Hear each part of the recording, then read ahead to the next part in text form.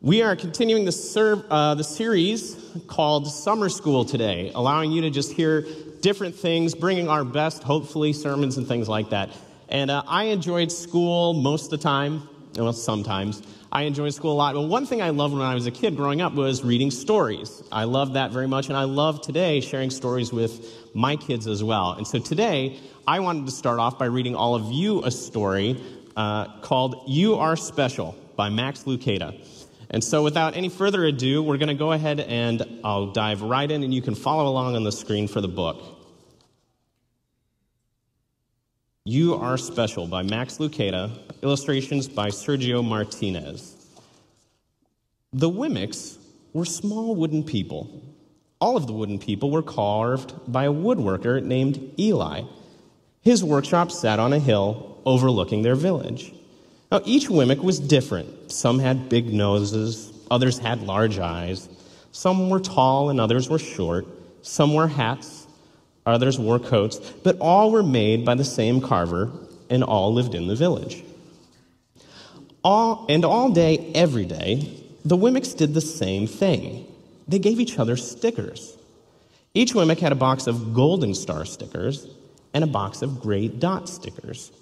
Up and down the streets all over the city, people spent their days sticking stars or dots on one another.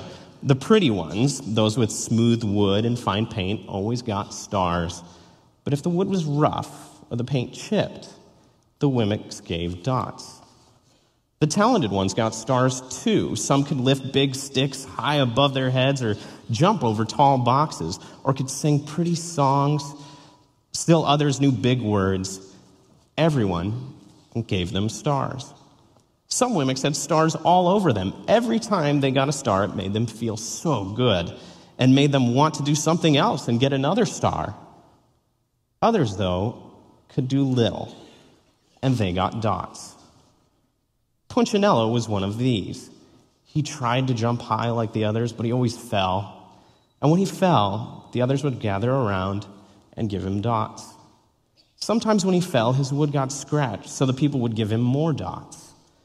Then when he would try to explain why he fell, he'd say something silly, and the Wimmicks would give him more dots.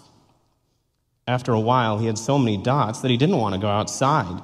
He's afraid he would do something dumb, such as forget his hat or step in the water, and then people would give him another dot.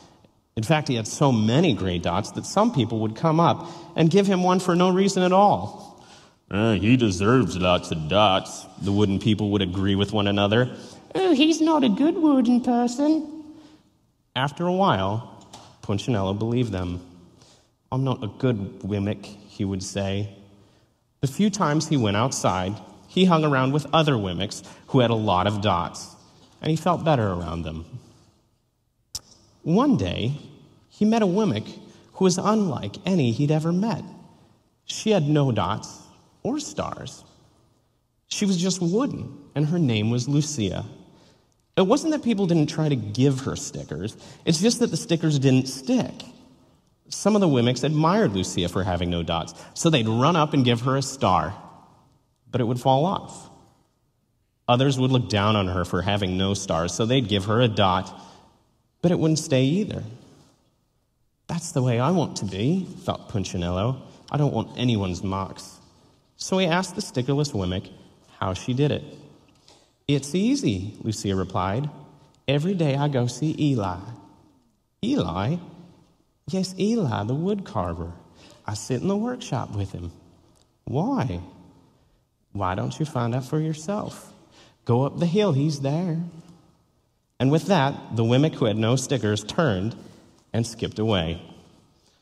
But will he want to see me? Punchinello cried out. Lucia didn't hear, so Punchinello went home. He sat near a window and watched the wooden people as they scurried around giving each other stars and dots. It's not right, he muttered to himself, and he decided to go see Eli. He walked up the narrow path to the top of the hill and stepped into the big shop. His wooden eyes widened at the size of everything. The stool was as tall as he was. He had to stretch on his tiptoes to see the top of the workbench. A hammer was as long as his arm. Punchinello swallowed hard. "Oh, I'm not staying here," and he turned to leave. Then he heard his name, Punchinello. The voice was deep and strong. Punchinello stopped. "Punchinello, how good to see you. Come and let me look at you." Punchinello turned slowly and looked at the large, bearded craftsman. "You know my name?" the little Wemmick asked. "Of course I do. I made you." Eli stooped down and picked him up and set him on the bench. The maker spoke thoughtfully as he looked at the gray dots. "Looks like you've been given a lot of bad marks." "I didn't mean to, Eli. I really tried hard." "Oh, you don't have to defend yourself to me, child. I don't care what the other Wimmicks think." "You don't?" "No, and you shouldn't either. Who are they to give stars or dots? They're Wimmicks, just like you. What they think doesn't matter, Punchinello. All that matters is what I think, and I think you are pretty special." Punchinello laughed. "Me special? Why? I can't walk fast. I can't jump. My paint is peeling. Why do I matter to you?" Eli looked at Punchinello, put his hands on those small wooden shoulders, and spoke very slowly. "Because you're mine. That's why you matter to me." Punchinello had never had anyone look at him like this, much less his maker. He didn't know what to say. Eli smiled.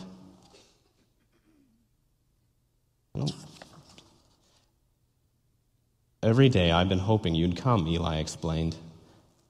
I came because I met someone who had no marks," said Punchinello. "I know. She told me about you." "Why don't the stickers stay on her?" The maker spoke softly. "Because she has decided that what I think is more important than what they think. The stickers only stick if you let them." "What?" "The stickers only stick if they matter to you. The more you trust my love, the less you care about their stickers." "I'm not sure I understand." "You will, but it will take time. You've got a lot of marks. For now, just come to see me every day. And let me remind you how much I care." Eli lifted Punchinello off the bench and set him on the ground. "Remember," Eli said as the Wemmick walked out the door, "you are special because I made you, and I don't make mistakes."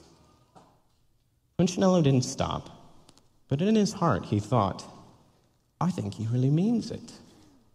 And when he did, a dot fell to the ground. The end.